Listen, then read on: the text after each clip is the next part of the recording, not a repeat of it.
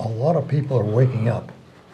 And once you realize how massive this is, you have to spend some time, and then you feel comfortable with the severity of it. I mean, proclaiming the severity. You don't sound like a kook.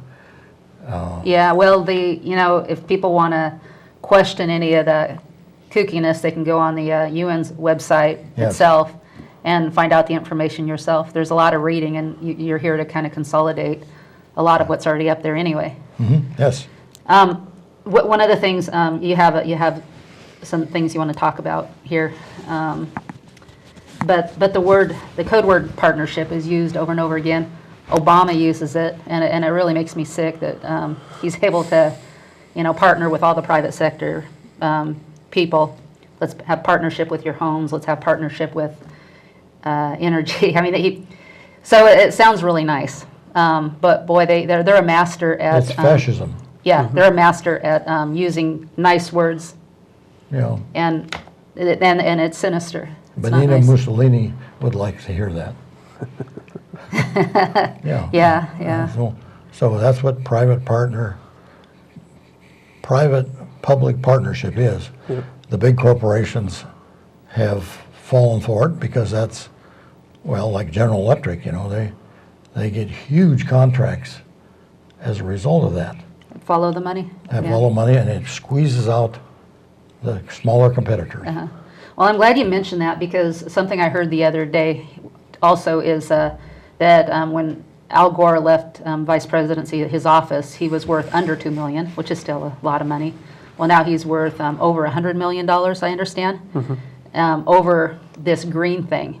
And he has a dog in the fight because he wants to push his agenda, because he wants to be more and more powerful, more and more richer. Obama's the same way.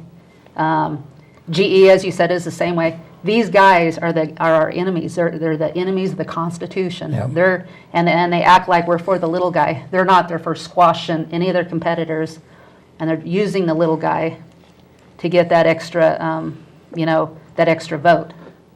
And it just makes me sick. So before I go on, I'll continue. I do want to just mention Nicholas real quick. You're running for city council, and you just real quick kind of mention why. What's the importance of why you should win? I'm looking to run for city council to help out where I can, and give back to my community. I've lived in this area for a long time. I joined the Marines from here. I got married here. I went to high school here. I've gone to college here. Went to high school here. I'm from this area. And you don't want to see Agenda 21, right, which they call a sustainability. Right. I have no problem. I'm a firm believer in capitalism. I love capitalism. Capitalism is the foundations of freedom and property. Whatever you want to consider property, that's what capitalism is. And Agenda 21, again, your viewers can go to un.org and look up Agenda 21. It's on their site. It's not anything in hiding. It's right there. And when you start reading through it, everything you start reading is removing freedom, removing property, so removing capitalism. And that's why there's this big push. If you tell a lie loud enough, often enough, people will start to believe it. So now people are actually starting to think communism is their friend. Right. And capitalism isn't. Well, look at Blumenauer, Representative Blumenauer. He's never worked outside of the government, never had a job outside government. He's a multimillionaire. How did that happen? DeFazio the same way. Wow. Sure, I mean, of course, they have inside tracks. They know who's going to get the big grants and so forth, and they buy the stock, and it goes up. They're insiders. And for you and me, like if I'm running a corporation and I decide we're going to sell some more stock, and if I tell you about it and you take advantage of it, that's illegal. But the government, they're allowed to get by with this because they are so powerful. Yep. At least if they're Democrats. I hate to say it. By the way, are the Republicans involved in this?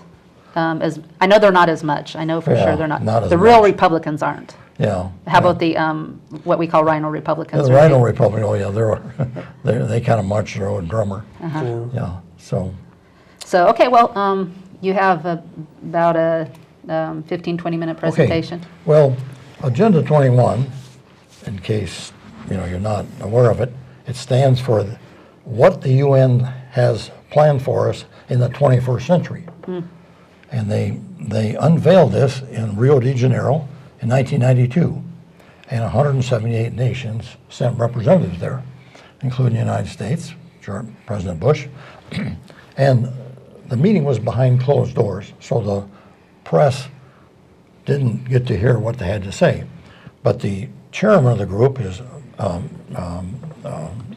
Morris, well, I'll think of it in a minute. Anyhow,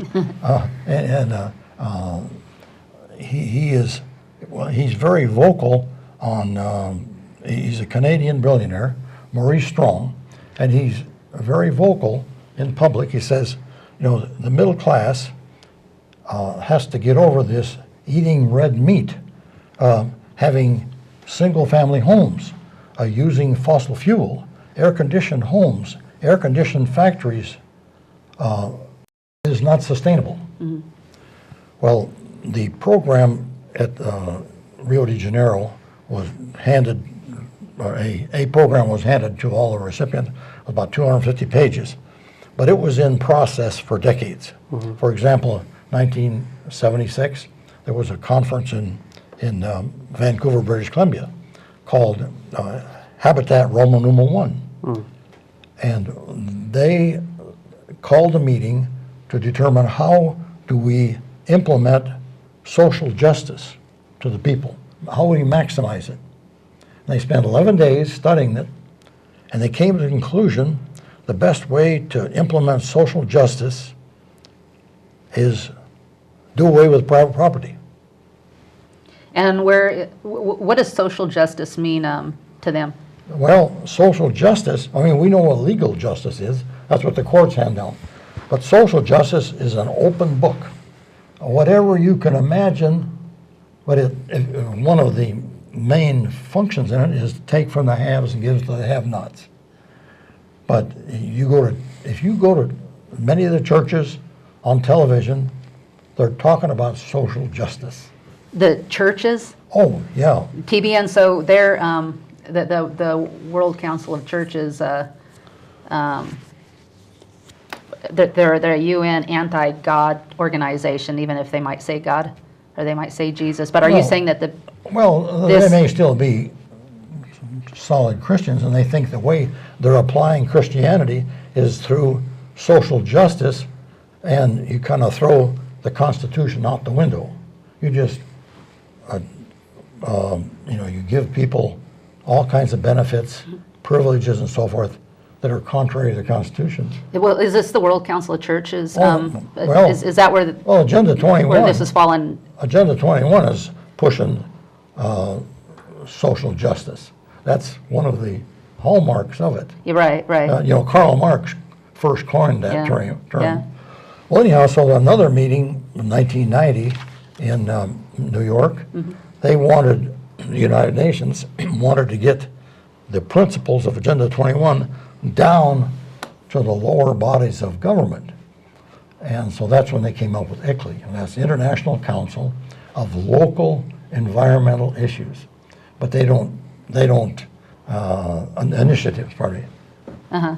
And so they just say ICLEI-sustainability, because ICLEI is, if you verbalize it all. And so there are now 500 and some communities in the United States that have joined ICLEI, including McMinnville.